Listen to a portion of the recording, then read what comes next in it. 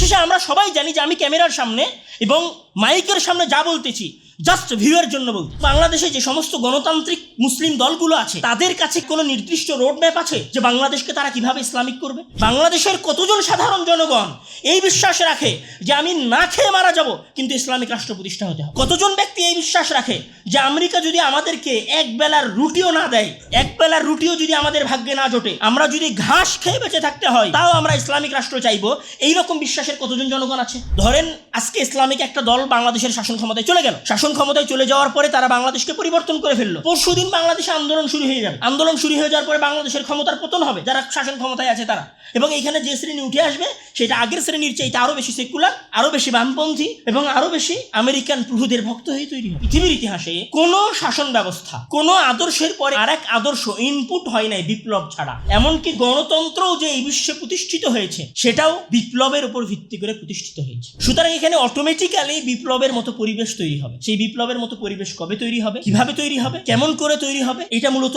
দীর্ঘ 30-40 বছরের একটা দীর্ঘ মেহনতের ফলাফল হিসেবে আমাদের সামনে দাঁড়াতে পারে। তবে গণতন্ত্র আপনাদেরকে বিপ্লবের রাস্তা তৈরি করে দিবে, এটা গণতন্ত্রের রুলস। কিন্তু যখন গণতন্ত্র বিপ্লবের রাস্তা তৈরি করে দিবে তখন আপনাকে এই চিন্তা চেতনায় মাঠে আসতে হবে যে আমি ইসলামী শরিয়া প্রতিষ্ঠা করতে চাই। সম্মানিত উপস্থিতি, বর্তমান প্রেক্ষাপটে আমাদের বাংলাদেশে সেকুলার এবং ইসলামিক, খেলাফতপন্থী এবং গণতন্ত্রপন্থী উভয় মহল্লাতেই ইসলামী শাসন ব্যবস্থা প্রতিষ্ঠা গণতান্ত্রিক উপায় অথবা গণতান্ত্রিক উপায়ে ইসলাম প্রতিষ্ঠা সম্ভব নয়, এই দুই ধরনেরই আলোচনা ব্যাপকভাবে চলমান। এখানে যেমন এক শ্রেণী গণতন্ত্রকেই ধর্মের মতো মনে করা শুরু করেছে, ঠিক আর এক শ্রেণী খেলাফত প্রতিষ্ঠা করার জন্য চরম পন্থাকেই মূল মাধ্যম হিসেবে গ্রহণ করতে যাচ্ছে। আমরা আজকের জুমার খুতবার এই আলোচনায় আমরা যেটা ফুটিয়ে তোলার চেষ্টা করব সেটি হচ্ছে ইসলামী রাষ্ট্র প্রতিষ্ঠার পথ পদ্ধতি এবং গণতান্ত্রিক ব্যর্থতা।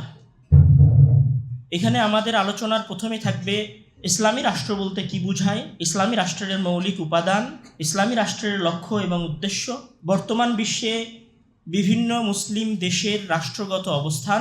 এরপরে থাকবে কেন খেলাফত প্রতিষ্ঠা আমাদের কাছে কঠিন মনে হয়। এরপরে থাকবে যে গণতন্ত্রের ইসলামাইজেশন অথবা গণতান্ত্রিক উপায়ে ইসলামী রাষ্ট্র প্রতিষ্ঠা করা সম্ভব কি সম্ভব নয়।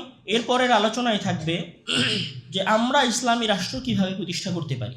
সম্মানিত উপস্থিতি, আমাদের আইম্মায়ে কেরাম ইসলামী রাষ্ট্রের যে সংজ্ঞা অথবা ইসলামী রাষ্ট্র বলতে যেটা বুঝিয়েছেন, যেমন ইমাম মাওয়ারদি রাহিমাহুল্লাহ তার কিতাবুল আহকাম আস-সুলতানিয়ার মধ্যে উনি উল্লেখ করছেন যে আল ইমামাতু লি খিলাফাতিন নবুওয়াতি ফি হিরাসাতিদ দ্বীন ওয়া সিয়াসাতিদ দুনিয়া।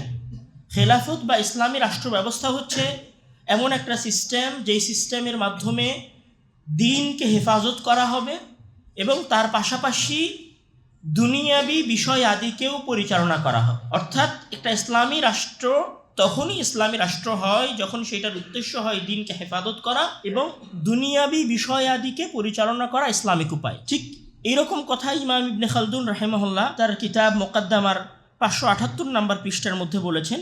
উনি বলছেন যে ফাহিয়া ফিল হাকিকাতি খিলাফাতুন আন সাহিবিশ শারঈ ফি হিরাসাতিদ দ্বীন ওয়া সিয়াসাতিদ দুনিয়া বিহি।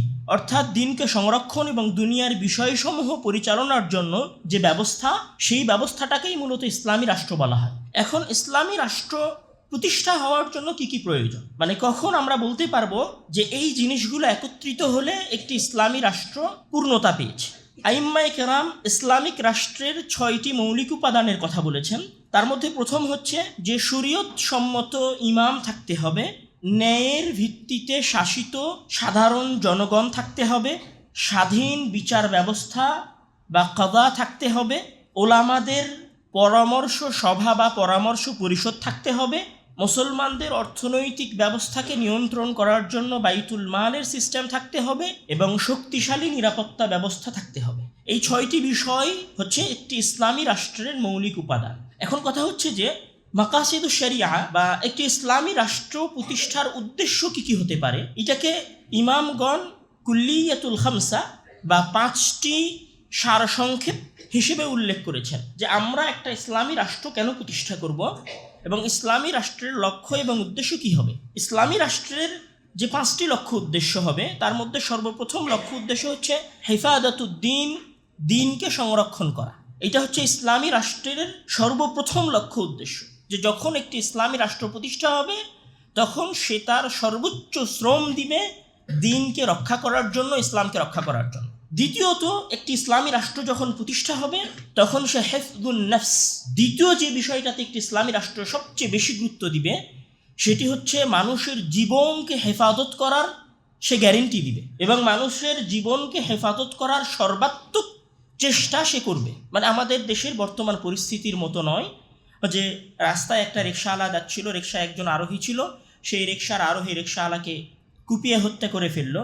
এইরকম ইসলামী রাষ্ট্রের লক্ষ্য উদ্দেশ্য নয়, বরং ইসলামী রাষ্ট্রের দ্বিতীয় সবচেয়ে বড় লক্ষ্য উদ্দেশ্য হচ্ছে জানের হেফাজত করা, মানুষের আত্মা, মানুষের নফস, মানুষের রুহের হেফাজত করতে হবে। তৃতীয় ইসলামী রাষ্ট্রের যেটা সবচেয়ে গুরুত্বপূর্ণ উদ্দেশ্য থাকে সেটি হচ্ছে হিফযুল আকল, অর্থাৎ জ্ঞানকে সংরক্ষণ করবে একটি ইসলামী রাষ্ট্র। চতুর্থ যে বিষয়টি থাকে সেটি হচ্ছে হিফযুন নাসল, মানে বংশ পরম্পরার হেফাজত করবে, মানে পারিবারিক প্রথাকে হেফাজত করা রাষ্ট্রের জিম্মেদারি। আমরা জানি যে বর্তমান পৃথিবীতে ইসলামের বিরুদ্ধে এবং মুসলমানদের বিরুদ্ধে যে সমস্ত বুদ্ধিবৃত্তিক লড়াই চালানো হয়েছে, সেই সমস্ত লড়াইয়ের সবচেয়ে গুরুত্বপূর্ণ জায়গা ছিল ইসলামিক পরিবার প্রথাকে ভেঙে ফেলা। কেননা ইসলামিক পরিবার প্রথা যখন ভেঙে যায় তখন আসলে সেখানে ইসলামী সমাজ ব্যবস্থা বলে কোনো কিছু থাকে না, তখন ইসলামের যে মূল রুহানিয়ত সেটাই মূলত নষ্ট হয়ে যায়। এই জন্য ইসলামী রাষ্ট্রের গুরুত্বপূর্ণ একটি উদ্দেশ্য হচ্ছে যে একটি ইসলামী রাষ্ট্র যখন প্রতিষ্ঠা হবে তখন সে সর্বোচ্চ এফোর্ট দিবে, সর্বোচ্চ শ্রম দিবে বংশ পরম্পরা অথবা পারিবারিক প্রথাকে হেফাজত করার।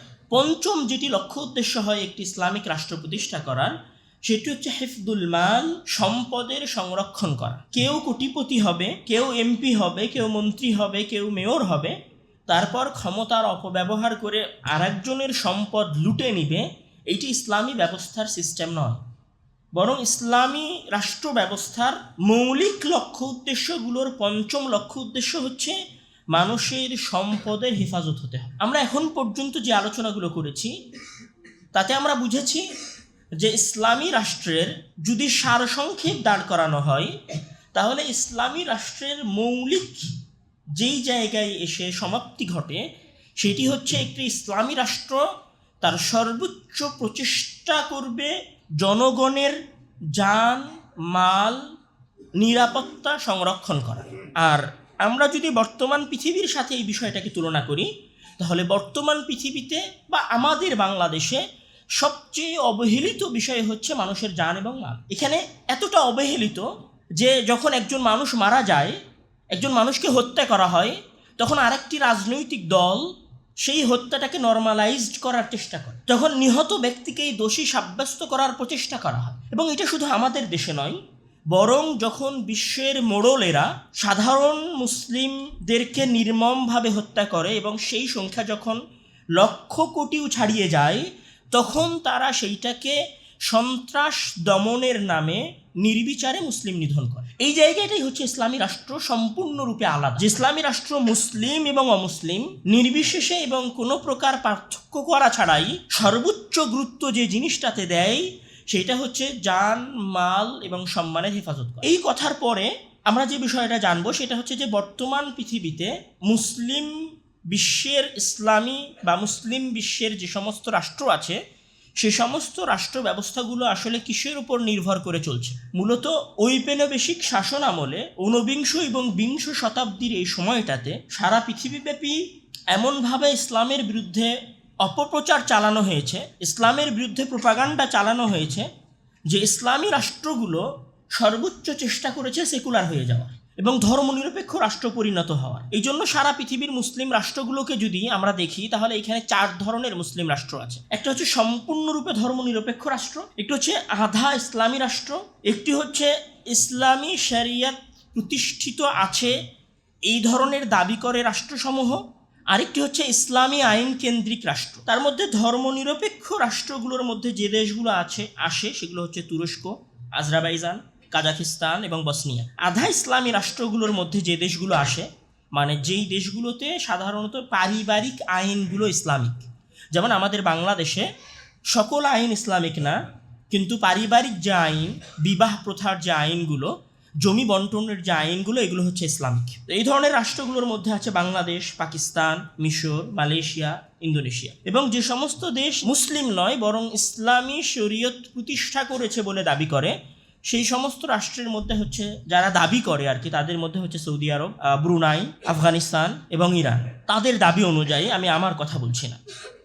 এখন বিষয়টা হচ্ছে যে ঊনবিংশ শতাব্দীর পরে মুসলমানদের মাঝে যখন 1920 সালে অটোমান সাম্রাজ্যের এবং ইসলামী খেলাফতের পতন হলো, তখন কামাল আতাতুর্কের হাত ধরে তুরস্কে যে সেকুলারপন্থী ইসলামিক রাষ্ট্রের সূচনা হয়েছিল, সেই সূচনাটা কিন্তু অদ্যাবধি বহাল আছে। এবং সকল মুসলিম রাষ্ট্রই, আমি নাম উল্লেখ করে বলছি না, আপনি যদি দেখেন যে সকল মুসলিম রাষ্ট্রগুলোই সর্বোচ্চ চেষ্টা করতেছে, সেটা যে রাষ্ট্রই হোক না কেন, সকল মুসলিম রাষ্ট্রগুলোই সর্বোচ্চ চেষ্টা করতেছে নিজেদেরকে সেকুলার হিসেবে প্রতিষ্ঠা করার। আপনি এখানে কাউকে প্রশ্ন করে আলাদা করতে পারবেন না, কাউকে আপনি আলাদা বৈশিষ্ট্য দিয়েও আলাদা করতে পারবেন না।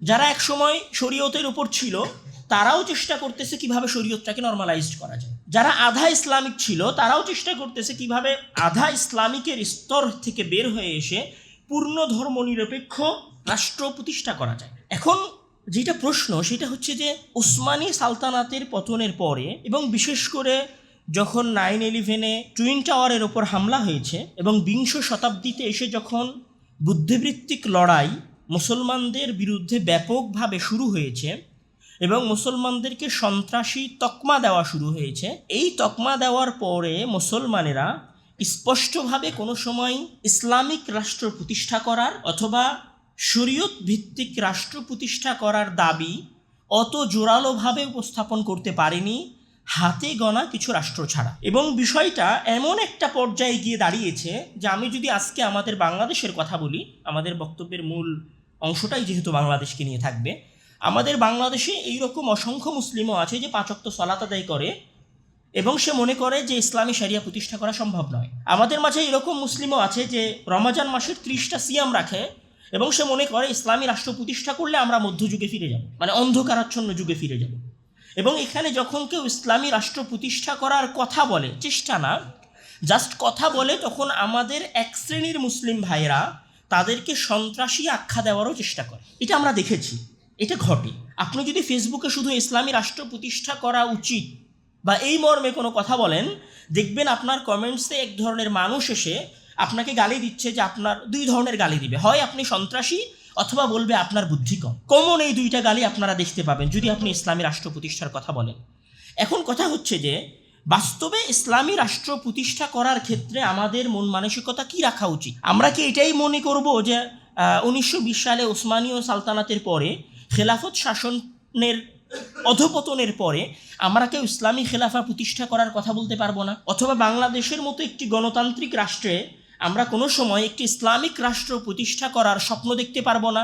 বিষয়টা কি আসলে এইরকম? এই জায়গায় সর্বপ্রথম যে কথাটা আসে সেটা হচ্ছে যে ইসলামের মৌলিক কোর উপাদানগুলো বা কোর মূলনীতিগুলোর একটা মূলনীতি হচ্ছে, একজন মুসলমানের এই বিশ্বাস রাখা উচিত যে ইসলামিক রাষ্ট্র প্রতিষ্ঠা করার চেষ্টা করাটা ফরজ। আবার বলি কথাটা, একজন মুসলিমের এই চিন্তাধারা রাখাটা ফরজ যে আমাকে ইসলামী রাষ্ট্র প্রতিষ্ঠা করার চেষ্টা করতে হবে। ঠিক ওই রকমভাবে ফরজ মনে করতে হবে যেইভাবে আমরা সলাতকে ফরজ মনে করি, যেইভাবে আমরা সিয়ামকে ফরজ মনে করি।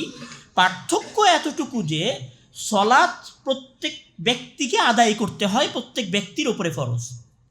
আর ইসলামিক রাষ্ট্র প্রতিষ্ঠা করা প্রত্যেক ব্যক্তির ওপরে ফরজ নয়, বরং একটা দেশে এই ধরনের জনগোষ্ঠী থাকা উচিত যারা ইসলামী রাষ্ট্র প্রতিষ্ঠা করার চেষ্টা করবে। এটা হচ্ছে ফারদে কিফায়া। এবং আমরা জানি, আপনারা সবাই জানেন এবং আমাদের আলেম ওলামাদের কাছ থেকে জেনেছেন এবং শিখেছেন যে কোনো ব্যক্তি যদি ইসলামের কোনো ফরজকে নিয়ে তিরস্কার করে এবং তাচ্ছিল্যমূলক কথা বলে, তাহলে সে কোনোভাবেই মুসলিম থাকতে পারে না। এটা আপনাদের জানা কায়দা।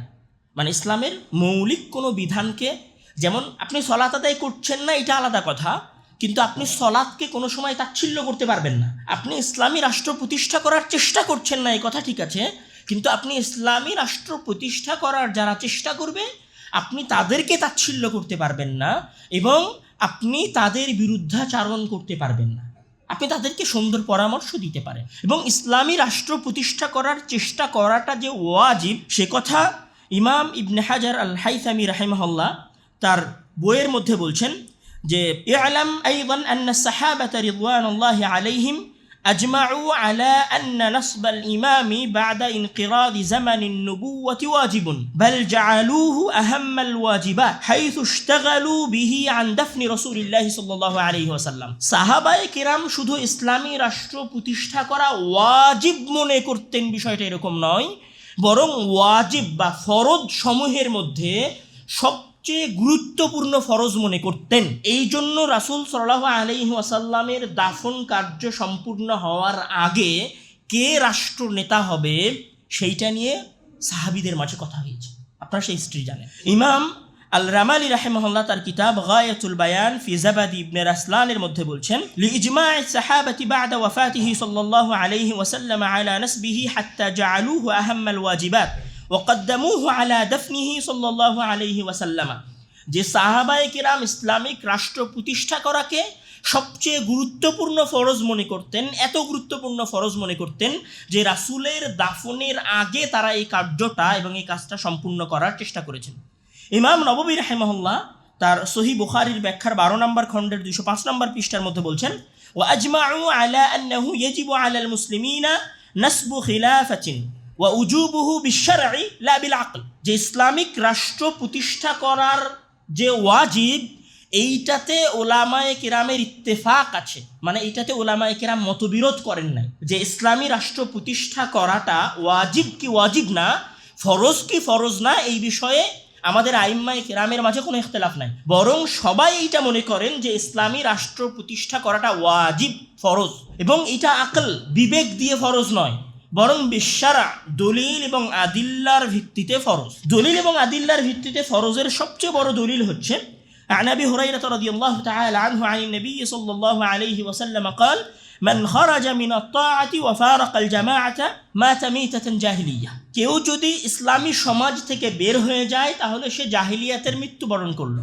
তাহলে ইসলামী সমাজ থেকে বের হয়ে যাওয়ার কারণে যদি জাহিলিয়াতের মৃত্যু হয়ে থাকে তাহলে ইসলামী সমাজ বা ইসলামী রাষ্ট্র প্রতিষ্ঠা করাটা কত গুরুত্বপূর্ণ। আমার মনে হয় কথাটা বোঝেন নাই।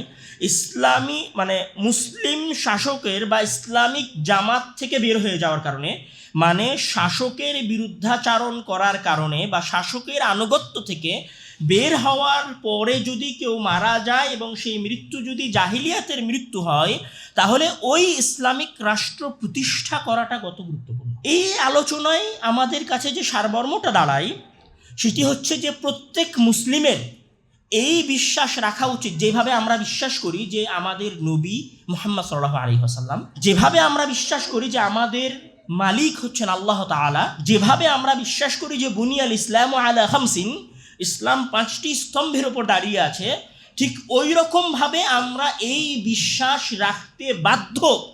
এবং এখানে কোনো প্রশ্ন করা যাবে না যে ইসলামিক রাষ্ট্র প্রতিষ্ঠার চেষ্টা করাটা ওয়াজিব। এবং কেউ যদি কোথাও যদি ফেসবুকে ইউটিউবে কোনো বুদ্ধিমান ব্যক্তি অথবা আমরা যাদেরকে বুদ্ধিজীবী বলছি তারা যদি এইটাকে নিয়ে তিরস্কার করে তাহলে ওলামাদের কাছে ফতোয়া চাওয়া উচিত যে সে মুসলিম আছে নাকি অমুসলিম হয়ে গেছে। আমরা এই আলোচনায় এইটা বুঝলাম যে ইসলামী রাষ্ট্র প্রতিষ্ঠা করা ওয়াজিব।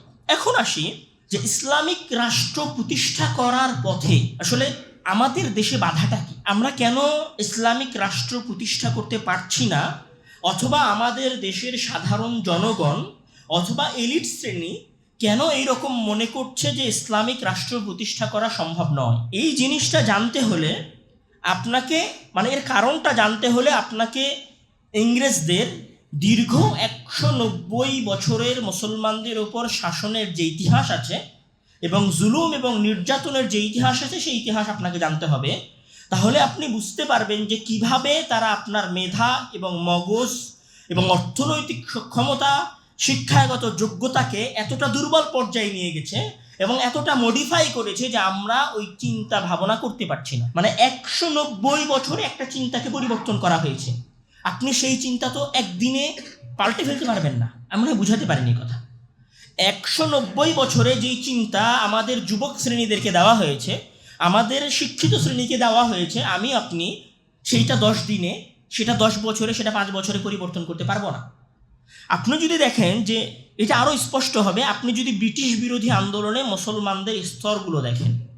ব্রিটিশ বিরোধী আন্দোলনে মুসলমানদের আন্দোলনটা 3 ভাগে ভাগ করা যেতে পারে। প্রথম ব্রিটিশ বিরোধী আন্দোলন হচ্ছে ব্রিটিশদের বিরুদ্ধে সামরিক লড়াই বা ব্রিটিশদের বিরুদ্ধে শাসকদের লড়াই। ব্রিটিশদের বিরুদ্ধে শাসকদের লড়াই কোনগুলো? 1757 সালে পলাশির যুদ্ধ হচ্ছে ব্রিটিশদের বিরুদ্ধে মুসলিম শাসকদের লড়াই। এরপরে হায়দার আলীর, যিনি দক্ষিণ ভারতের মুসলিম শাসক, হায়দার আলী এবং হায়দার আলীর সন্তান টিপু সুলতানের 1761 থেকে নিয়ে শুরু করে 1782 সাল পর্যন্ত এবং 1782 সাল থেকে নিয়ে শুরু করে 1799 সাল পর্যন্ত ইংরেজ শাসকদের বিরুদ্ধে মুসলিম শাসকদের লড়াই, এবং সর্বশেষ 1799 সালে শ্রীঙ্গপট্টনমের যুদ্ধে টিপু সুলতানের শাহাদত বরণ। সামরিক লড়াই হচ্ছে 1757 সালে সিরাজউদ্দৌলার, সামরিক লড়াই হচ্ছে বাদশাদের পক্ষ থেকে 1761 থেকে 1799 পর্যন্ত, এবং সর্বশেষ বাদশার পক্ষ থেকে সামরিক লড়াই হচ্ছে 1857 সালের সিপাহী বিদ্রোহ।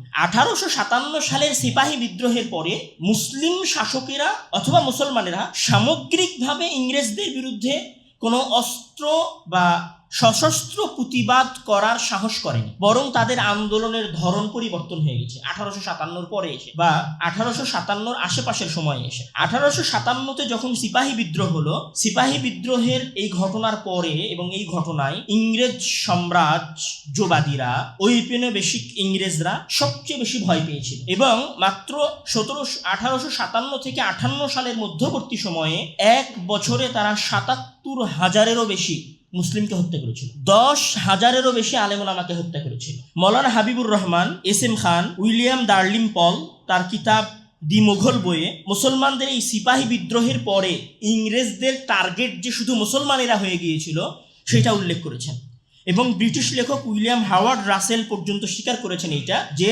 সিপাহী বিদ্রোহের পরে ইংরেজ সৈনিকরা পর্যন্ত মুসলমানদের বিরুদ্ধে প্রতিশোধ নেওয়ার জন্য পাগল হয়ে যায়। এজন্য মুসলমানদের জমিদারিগুলো, অসংখ্য মুসলিম ব্যক্তিদের জমিদারিগুলো ইংরেজ শাসকরা দখল করে নেয়, অসংখ্য মাদ্রাসা বন্ধ হয়ে যায়, বড় বড় আলেম ওলামাদেরকে আন্দামান দ্বীপপুঞ্জে বন্দি করে ফেলা হয়। এইটা হচ্ছে ইংরেজদের বিরুদ্ধে মুসলমানদের সামরিক লড়াই। এই জায়গায় ইংরেজরা মুসলমানদের হাতে শাসন ক্ষমতা ছেড়ে দেয়। এরপরে এসেছে মুসলমানদের সংস্কারপন্থী নেতাদের লড়াই। সংস্কারপন্থী নেতা মানে যেমন তিতুমির, উনি যে আন্দোলন করেছিলেন, উনার আন্দোলনের শুরুটা ছিল সংস্কার আন্দোলন, যে ধুতি পরতে হবে না, লুঙ্গি পরতে হবে, দাড়ি ক্লিন সেভ করা যাবে না, বরং দাড়ি ছাড়তে হবে, নামগুলো ইসলামিক হতে হবে। এটা ছিল তিতুমিরের লড়াই। হাজী শরীয়তুল্লাহর লড়াই কি ছিল? যে ফরজ বিধানগুলোকে বাস্তবায়ন করতে হবে এবং শিরিক মুক্ত সমাজ গড়তে হবে।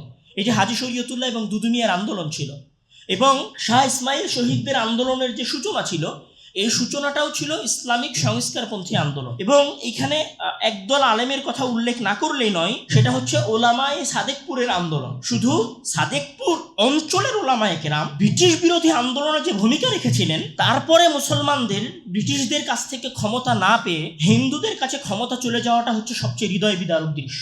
আহমদুল্লাহর জ্যৈষ্ঠ পুত্র হাকিম আব্দুল হামিদ রচিত মসনভি শহরে আসব গ্রন্থে ওনার যে কবিতার বই, সেই কবিতার বই 1865 সালের পরে সাদেকপুরের ওলামায়ে কেরামের ওপর কি অত্যাচার চালানো হয়েছিল সেই অত্যাচারের বর্ণনা উনি দিয়েছেন। এবং 1960 সালে doctor Qeyamuddin Ahmad Wahabi movement in India বইয়ের মধ্যে ওলামায়ে সাদেকপুরের উপর চালানো অত্যাচারের বর্ণনাও দিয়েছেন। এবং ডাব্লিউ হান্টারের রচিত দ্য ইন্ডিয়ান মুসলিম, যেটা 1871 সালে প্রকাশিত হয়েছিল, সেই বইয়েও ওলামায়ে সাদেকপুর অর্থাৎ সাদেকপুরের আহলে হাদিস ওয়াহাবি আহলে হাদিস ওলামাদের প্রতিদানের কথা উল্লেখ করা হয়েছে। এখানে যে বিষয়টা ফুটে ওঠে সেটা হচ্ছে যে ইংরেজদের বিরুদ্ধে মুসলমানদের দ্বিতীয় যে লড়াই ছিল সেটি হচ্ছে শাসক মুসলিম আলেম ওলামাদের সংস্কারপন্থী লড়াই, মানে আকীদা, ইবাদাহ এগুলোকে পরিশুদ্ধ করার লড়াই। এরপরে যে লড়াইটা মুসলমানেরা শুরু করেছে, যেটা স্যার সৈয়দ আহমদ আলিগড় মুসলিম ইউনিভার্সিটির মাধ্যমে শুরু করেছিলেন, সেটা হচ্ছে মুসলমানদের রাজনৈতিক লড়াই। এবং এই যে স্যার সৈয়দ আহমদ যখন আসলেন, শেরে বাংলা একে ফজলুল হকের মতো ব্যক্তিরা যখন আসলেন, মিস্টার আলী জিন্নার মতো ব্যক্তিরা যখন আসলেন,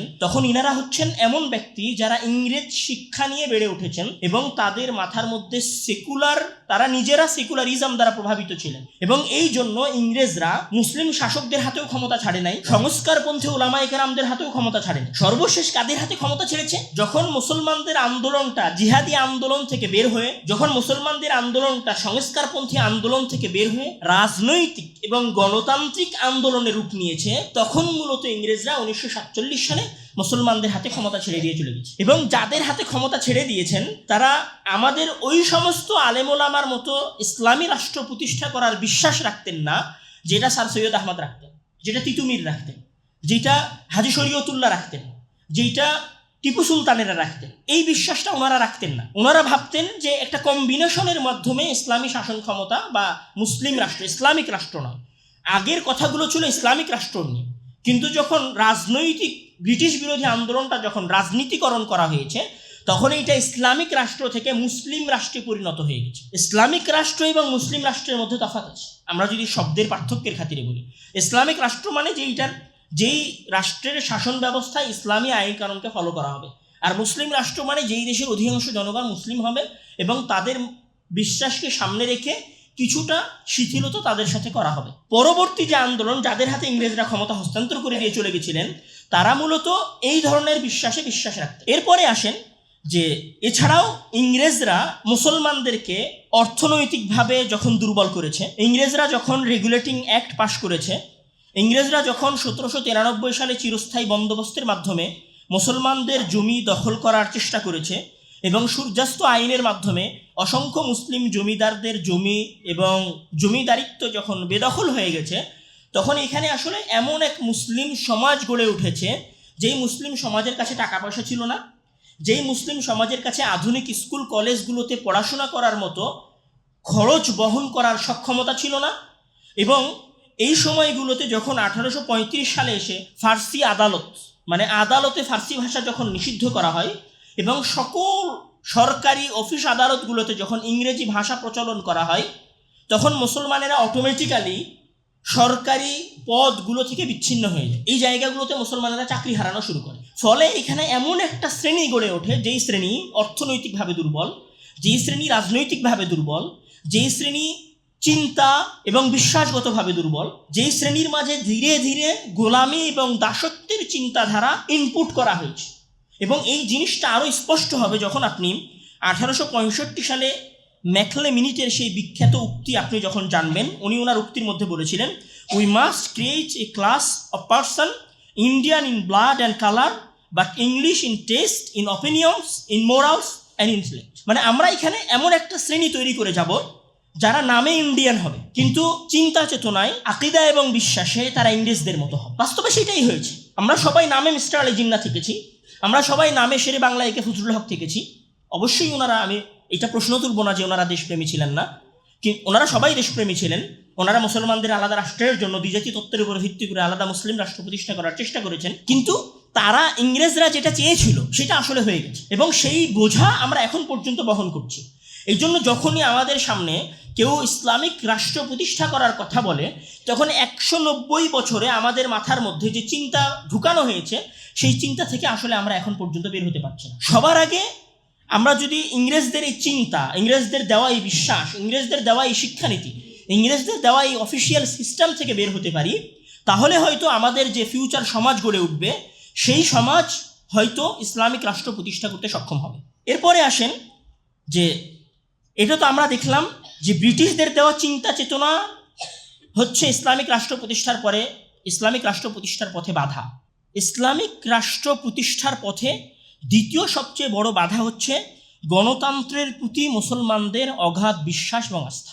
এখানে গণতন্ত্রের প্রতি মুসলমানদের এত বেশি বিশ্বাস তৈরি হয়েছে যে মুসলমানদের মধ্যে এখন একটা শ্রেণী এইরকম তৈরি হয়েছে যারা গণতন্ত্রের ইসলামাইজেশন করতে চান, অথবা গণতন্ত্রের উপর প্রতিষ্ঠিত একটি ইসলামিক রাষ্ট্রের ইসলামাইজেশন করার স্বপ্ন দেখেন। এখন আমাদের প্রশ্ন হতে পারে যে বাস্তবেই কি গণতান্ত্রিক পন্থাকে বা গণতান্ত্রিক সিস্টেমটাকে বা ডেমোক্রেসিকে ইসলামাইজড করা সম্ভব, অথবা গণতান্ত্রিক উপায়ে প্রতিষ্ঠিত একটি রাষ্ট্রকে কি ইসলামাইজেশন বা ইসলামাইজড করা কি সম্ভব? এইখানে প্রথমে আপনাকে জানতে হবে যে আপনি যদি গণতন্ত্রের মাধ্যমে ক্ষমতায় যান, ক্ষমতায় যাওয়ার পরে আপনি যদি ইসলামী আইন আপনার দেশে প্রতিষ্ঠা করতে চান, তাহলে আপনাকে ওই ইসলামিক আইন বাস্তবায়ন করার জন্য গণতান্ত্রিক উপায়ে সংসদে বিল পাস করতে হবে। যদি সেই বিলগুলো স্বাভাবিক এবং সাধারণ রুলস হয়, স্বাভাবিক এবং সাধারণ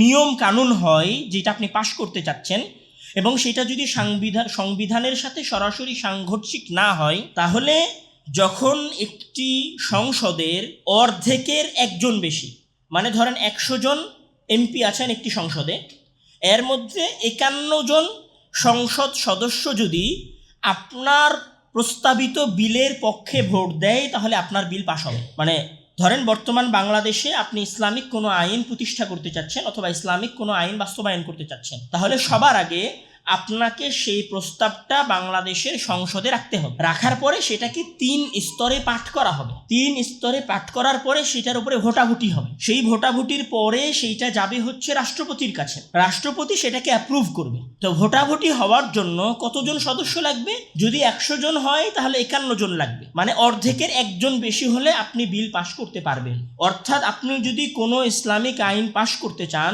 তাহলে 51 জন সংসদ সদস্য আপনার আকীদা এবং আপনার বিশ্বাসী হতে হবে। এটা হচ্ছে সাধারণ আইনের ক্ষেত্রে। এখন আসেন যে আপনি যদি কোর আইন পরিবর্তন করতে চান, কোর আইন মানে ধরেন আপনি হচ্ছেন দণ্ডবিধির আইন পরিবর্তন করতে চান, মানে কেসাসের আইন, হুদুদের আইন, তাজিরের আইন বাস্তবায়ন করতে চান। কেসাস মানে চোখের বদলে চোখ, হাতের বদলে হাত। হুদুদ মানে কেউ যদি হত্যা করে ফেলে তাহলে তাকে হত্যা করা হবে, কেউ যদি চুরি করে তাহলে তার হাত কাটা হবে। এই যে আইনগুলো, আপনি যদি এই আইনগুলো বাস্তবায়ন করতে চান, তাহলে এই আইনগুলো বাংলাদেশের সংবিধানের আর্টিকেল 27, আর্টিকেল 31, 32 এবং আর্টিকেল 35-এর সরাসরি বিরোধী। তখন আপনাকে কি করতে হবে? বাংলাদেশের সংবিধান পরিবর্তনের প্রস্তাব রাখতে হবে। এখানে আরো একটা সমস্যা আছে যে বাংলাদেশের সংবিধানে রাষ্ট্র ধর্ম ইসলাম, কিন্তু আইন প্রণয়নের ক্ষেত্রে যেই ব্যবস্থাকে সামনে রাখা হয়েছে সেটার নাম হচ্ছে ধর্মনিরপেক্ষতা। ধর্মনিরপেক্ষতার 3টা মৌলিক বৈশিষ্ট্য আছে, যেটা জন লক, জে.এস. মিল এবং চার্লস টেইলর নির্ধারণ করে দিয়েছেন। ধর্মনিরপেক্ষ রাষ্ট্রের 3টা বৈশিষ্ট্য থাকতে হবে। এক, যে ধর্মনিরপেক্ষ রাষ্ট্রে রাষ্ট্রীয় সমতা এবং নিরপেক্ষতা থাকতে হবে, বাক স্বাধীনতা থাকতে হবে, রাষ্ট্র এবং ধর্ম দুইটা সম্পূর্ণ আলাদা আলাদাভাবে চলবে। তাহলে বাংলাদেশের সংবিধানে যদি ধর্মনিরপেক্ষতা থাকে আইন প্রণয়নের ক্ষেত্রে, তাহলে সবার আগে আপনি যখন হুদুদের আইন বাস্তবায়ন করতে চাইবেন, কিসাসের আইন বাস্তবায়ন করতে চাইবেন, তাহলে বাংলাদেশের সংবিধান থেকে ধর্মনিরপেক্ষতা আপনাকে উঠাতে হবে। মানে এমন সংবিধান প্রণয়ন করতে হবে যে সংবিধানটা ধর্মনিরপেক্ষ হবে না। এবং একটা সংবিধান পরিবর্তনের জন্য আপনাকে কি করতে হবে? 3/2 এমপি অথবা সংসদ সদস্যদের আপনার প্রস্তাবনার পক্ষে ভোট দিতে হবে। মানে আমাদের সংসদ সদস্য যদি 350 জন হয়, তাহলে 234 জন সংসদ সদস্যকে এই ভোট দিতে হবে যে আমরা বাংলাদেশের সংবিধান বাতিল চাই, আমরা বাংলাদেশের সংবিধান থেকে ধর্মনিরপেক্ষতা উঠিয়ে দিতে চাই। এবং এইখানে সকল ল ইসলামিক ল এবং ইসলামিক আইন এবং ইসলামী শরিয়া অনুযায়ী হবে। যখন 234 জন ক্যান্ডিডেট, 234 জন এমপি এবং সংসদ সদস্য কথা বলবে, তখন আপনি বাংলাদেশের সংবিধানকে ইসলামাইজড করতে পারবেন এবং বাংলাদেশকে ইসলামিক শাসন অনুযায়ী নিয়ে আসতে পারবেন। এখন আমার প্রশ্ন হচ্ছে, বাংলাদেশের সংসদে কতজন এমপি ইসলামী শরিয়ার উপর বিশ্বাস রাখে? কতজন এমপি সংসদে গেলে ডেমোক্রেসির ইসলামাইজেশন চাইবে, গণতন্ত্রের ইসলামাইজেশন চাইবে? আপনি যে বললেন যে আমরা গণতন্ত্রকে ইসলামাইজ করব, অথবা আমরা বলছি যে আমরা গণতন্ত্রকে ইসলামিক করব, সেটা আমি একা চাইলে তো হবে না, আমার মতো আরো 233 জন সদস্যকে চাইতে হবে। তাহলে এই 233 জন সদস্যকে তো আপনাকে মেন্টালি কনভার্ট করতে হবে। তাহলে আপনি যখনই মেন্টালি কনভার্ট করতে চাইবেন, তখন আপনার রাস্তাটা আবার কোথায় ফিরে গেল? দাওয়ায়। আপনার রাস্তাটা আবার কোথায় ফিরে গেল? লা ইলাহা ইল্লাল্লাহ, তাওহীদের দাওয়াতে। মানে যতক্ষণ পর্যন্ত আপনি ওই এমপিকে আপনার চিন্তাধারায় পরিবর্তন করতে না পারছেন, ততক্ষণ পর্যন্ত আমি আপনি যাই বলি না কেন, দিন শেষে আমরা সবাই জানি যে আমরা ফাও বকতেছি। দিন শেষে আমরা সবাই জানি যে আমি ক্যামেরার সামনে এবং মাইকের সামনে যা বলতেছি জাস্ট ভিউয়ের জন্য বলতেছি, এবং যা বলতেছি তার সব এইটা যে ক্ষমতাসীন অথবা ক্ষমতায় যেতে যাওয়া কোনো দল আমার প্রতি একটু অনুগ্রহ করবে, অথবা মুসলিম সাধারণ জনগণের আমরা একটু সহমর্মিতা চাইব, এর বাইরে আর কোনো উদ্দেশ্য নাই কারো। এবং বাংলাদেশে যে সমস্ত গণতান্ত্রিক মুসলিম দলগুলো আছে, তাদের কাছে কি এর কোনো নির্দিষ্ট রোডম্যাপ আছে যে বাংলাদেশকে তারা কিভাবে ইসলামিক করবে? এর কোনো আইডিয়ালজি, এর কোনো সিস্টেম তারা কি দাঁড় করাতে পেরেছে? দাঁড় করাতে পারে না। এটা তো প্রথম সমস্যা, যে আপনি আপনার বিশ্বাস অনুযায়ী এমপি এবং মন্ত্রী পাবেন না। দ্বিতীয় সমস্যা হচ্ছে, ধরেন আপনি 234 জন 235 জন এমপি এরকম জোগাড় করে ফেললেন যারা আপনার বিশ্বাসী, যারা বাংলাদেশকে ইসলামী শরিয়ায় রূপান্তর করতে চায়। তো আপনি যখন ইসলামিক শরিয়ায় রূপান্তর করবেন বাংলাদেশকে এবং ইসলামিক করে ফেলবেন, তখন বিশ্বের মোড়লেরা এবং ইউরোপিয়ানরা আপনার ওপরে যে অর্থনৈতিক ব্যারিকেড দিবে, আপনার ওপরে যে অত্যাচার এবং জুলুম নেমে আসবে, আপনার দেশে যে দুর্ভিক্ষ নেমে আসবে, আপনার দেশে যে অর্থনৈতিক মন্দা তৈরি হবে, সেই অর্থনৈতিক মন্দার মোকাবেলা করার টেন্ডেন্সি এবং মানসিকতা কি বাংলাদেশের সাধারণ জনগণদের মাঝে আছে? বাংলাদেশের কতজন সাধারণ জনগণ এই বিশ্বাস রাখে যে আমি না খেয়ে মারা যাব কিন্তু ইসলামিক রাষ্ট্র প্রতিষ্ঠা হতে হবে? কতজন ব্যক্তি এই বিশ্বাস রাখে যে আমেরিকা যদি আমাদেরকে এক বেলার রুটিও না দেয়, এক বেলার রুটিও যদি আমাদের ভাগ্যে না জোটে, আমরা যদি ঘাস খেয়ে বেঁচে থাকতে হয় তাও আমরা ইসলামিক রাষ্ট্র চাইব, এইরকম বিশ্বাসের কতজন জনগণ আছে? ধরেন আজকে ইসলামিক একটা দল বাংলাদেশের শাসন ক্ষমতায় চলে গেল, শাসন ক্ষমতায় চলে যাওয়ার পরে তারা বাংলাদেশকে পরিবর্তন করে ফেললো, পরশুদিন বাংলাদেশে আন্দোলন শুরু হয়ে যাবে, আন্দোলন শুরু হয়ে যাওয়ার পরে বাংলাদেশের ক্ষমতার পতন হবে যারা শাসন ক্ষমতায় আছে তারা, এবং এইখানে যে শ্রেণী উঠে আসবে সেটা আগের শ্রেণীর চাইতে আরও বেশি সেকুলার, আরও বেশি বামপন্থী এবং আরও বেশি আমেরিকান প্রভুদের ভক্ত হয়ে তৈরি হবে। তাহলে বাস্তবে আমরা যে কথাটা বলছি, আমরা জনগণকে ধোঁকা দিচ্ছি। আপনি কেন শুধু উপর উপর কথা বলছেন? ভেতরের হিস্ট্রি, ভেতরের রিয়ালিটি মানুষের সামনে বর্ণনা করে। এটা একটা কথা গেল। দ্বিতীয় কথা হচ্ছে যে আসলে আমি এটা মনে করি যে গণতন্ত্র জাস্ট একটা মতবাদ না। ধরেন গণতন্ত্র একটা মতবাদ, আমি আমার জায়গা থেকে আমি ধরেন জাস্ট নাও আমি একজন অমুসলিম যদি বা আরেকজন অমুসলিম যদি ইসলামকে দেখে, তখন সে ইসলামকে কোন দৃষ্টিতে দেখে? একটা মতবাদের দৃষ্টিতে দেখে, যার কথাগুলো মিথ্যাও হতে পারে, যার কথাগুলো সত্যও হতে পারে, যার অধিকাংশ কথাগুলো সত্য অথবা অধিকাংশ কথাগুলো মিথ্যা। এখন এবং তাদের কাছে ইসলামিক আইন কানুনগুলো জাস্ট একটা আইন কানুন। ঠিক ওই রকম গণতন্ত্রেও তো আইন কানুন আছে। যদি আমরা রাসূল এবং আল্লাহকে বাদ দিয়ে দেই, রাসূলকে না, রাসূলকে যদি রাখি এবং আল্লাহর সাথে সম্পর্কটা যদি বাদ দিয়ে দেই, তাহলে ইসলামও একটা মতবাদের মতো এবং গণতন্ত্রও একটা মতবাদের মতো। ইসলাম যদি এই মতবাদের কারণে ধর্ম হয়, তাহলে গণতন্ত্র কেন ধর্ম হবে না? গণতন্ত্র যে ধর্ম, তার আমি কয়েকটা প্রমাণ দিচ্ছি যে একটা ধর্ম হওয়ার জন্য কি লাগে। একটা ধর্ম হওয়ার জন্য 4টা বৈশিষ্ট্য লাগে। তার মধ্যে সবচেয়ে বড় কি? যে বিশ্বাসের দাবি লাগে। গণতন্ত্রের বিশ্বাসের দাবি আছে, মানে কেউ যদি গণতন্ত্রের উপর বিশ্বাস করে তাহলে সেই বিশ্বাসের দাবি আছে। সেই বিশ্বাস মানুষের কাছে কিছু চায়। কি চায়? মানুষের কাছে চায় যে মানুষ সর্বোচ্চ কর্তৃত্বের অধিকারী হবে এবং সংখ্যাগরিষ্ঠতায় সকল কিছু বৈধ করতে পারবে। এটা তো বিশ্বাসের দাবি। তো বিশ্বাসের দাবি থাকাটা কিসের বৈশিষ্ট্য? ধর্মের বৈশিষ্ট্য। দ্বিতীয় আসেন যে একটা ধর্মের কি থাকে? মোরাল কোড থাকে। গণতন্ত্রেরও মোরাল কোড আছে। গণতন্ত্রের মোরাল কোড বা নৈতিকতার কোড কি? যেখানে মানবাধিকার থাকতে হবে, ব্যক্তি স্বাধীনতা থাকতে হবে, মত প্রকাশের চূড়ান্ত স্বাধীনতা থাকতে হবে। যেমন ইসলামের নৈতিকতা আছে, ঠিক ওই রকম গণতন্ত্রেরও কিছু মোরাল কোড আছে। তারপরে কি থাকে? একটা ধর্মের রিচুয়ালিটি থাকে। গণতন্ত্রেরও নিজস্ব রিচুয়ালিটি বা নিজস্ব আচার আছে, নিজস্ব সিস্টেম আছে। সেই সিস্টেমটা কি? সেটা হচ্ছে নির্বাচন, সেটা হচ্ছে ভোটদান। ঠিক ওই রকম গণতন্ত্রের সেকুলার স্যাক্রেড আছে। সেটা কি? সংবিধান, যেটা অনেকটা ধর্মগ্রন্থের মতো হয়। মানবাধিকার, এখানে অলঙ্ঘনীয় অপরাধ, এবং কেউ যদি মানবাধিকার, ব্যক্তি স্বাধীনতা এবং মত প্রকাশের চূড়ান্ত স্বাধীনতার উপর প্রশ্ন করে, তাহলে গণতন্ত্রপন্থীরা আপনাকে চরমপন্থী এবং অগণতান্ত্রিক বলে আপনাকে চিহ্নিত করবে। ঠিক আমরা যেইভাবে আরেকজনকে আমাদের সমাজে চরমপন্থী হিসেবে চিহ্নিত করি। তো দিন শেষে একটা ধর্মের জন্য যে মোরাল, যে 4টা বৈশিষ্ট্য লাগে বা 5টা বৈশিষ্ট্য লাগে, সেই 5টা বৈশিষ্ট্যের 4টা বৈশিষ্ট্য গণতন্ত্রের মধ্যে আছে। তাহলে গণতন্ত্র নিজেও একটা ধর্মের মতো, নিজেও একটা মতবাদের মতো। আপনি সেই মতবাদের মধ্যে ঢুকে, সেই ডেমোক্রেসির মধ্যে ঢুকে, সেই গণতন্ত্রের সিস্টেমের মধ্যে ঢুকে আপনি কিভাবে আরেকটা ধর্ম সেখানে ইনপুট করার চেষ্টা করতেছে, আর একটা স্বতন্ত্র দিন যার সকল কিছুই সম্পূর্ণ আলাদা, সেইটাকে কিভাবে তার মধ্যে দেওয়ার আপনি প্রচেষ্টা করতেছেন। মানে এটা কোনোভাবেই সম্ভব না। এটা একটা অযৌক্তিক কথাবার্তা। এখন আসেন যে আমরা একদম শেষের দিকে চলে এসেছি, যে এই অসম্ভাবনাগুলো দেখার পর আমাদের দেশে কি ইসলামিক রাষ্ট্র প্রতিষ্ঠা করা সম্ভব নয়? ইসলামিক রাষ্ট্র প্রতিষ্ঠা করা সম্ভব। সবার আগে এই বিশ্বাস রাখতে হবে যে আগামীকালই চেষ্টা করলে ইসলামিক রাষ্ট্র প্রতিষ্ঠা হবে না, বরং আগামী 30, 40, 50 বছর যদি আমরা চেষ্টা করতে পারি, তাহলে হয়তো এখানে একটা ইসলামিক রাষ্ট্র প্রতিষ্ঠা হতে পারে। এবং এই ইসলামিক রাষ্ট্র প্রতিষ্ঠার সবচেয়ে গুরুত্বপূর্ণ যে জিনিসটা প্রয়োজন, সেটা হচ্ছে ব্যাপক লা ইলাহা ইল্লাল্লাহর দাওয়াতের প্রয়োজন। লা ইলাহা ইল্লাল্লাহর দাওয়াত কি? লা ইলাহা ইল্লাল্লাহর দাওয়াত আসলে শুধু তাওহীদের 3 প্রকারের দাওয়াত না। লা ইলাহা ইল্লাল্লাহর দাওয়াত মানে আল্লাহ ছাড়া অন্য কাউকে বা অন্য কারোর সামনে মাথা নত না করার টেন্ডেন্সি। আমাকে যদি জ্বলন্ত আগুনেও নিক্ষেপ করা হয়, তারপরও আমি সেখানে কম্প্রোমাইজ করব না, আসহাবুল উখদুদের মতো। আমাকে যদি ইব্রাহিমের মতো জ্বলন্ত আগুনের মাঝে ফেলে দেওয়া হয়, তারপরেও আমি আমার আদর্শ, আমার চিন্তা চেতনার সাথে কোনো প্রকার কম্প্রোমাইজ করব না। এইটা যখন আমরা করতে পারবো, তখন এইখানে ইসলামিক রাষ্ট্র প্রতিষ্ঠার প্রথম ধাপের সূচনা হবে। ইসলামিক রাষ্ট্র প্রতিষ্ঠার দ্বিতীয় ধাপের সূচনা কি হবে?